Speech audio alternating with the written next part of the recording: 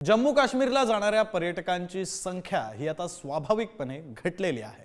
दहशतवादी हल्ल्यामुळे विमान पूर्ण रिकामं आहे। आमदार मंगेश चव्हाणांनी विमानातील व्हिडिओ शेअर केलाय। हल्ल्यापूर्वी काश्मीरला जाणाऱ्या विमानाचं तिकीट मिळणं सुद्धा मुश्किल होतं। बांधव श्रीनगरला अडकले आहेत, त्यांना घेण्यासाठी मी जात असताना आजचे या फ्लाईटचं चित्र आपण पाहतोय की श्रीनगर जाण्यासाठी जम्मू काश्मीर जाण्यासाठी फ्लाईट मिळत नव्हत्या।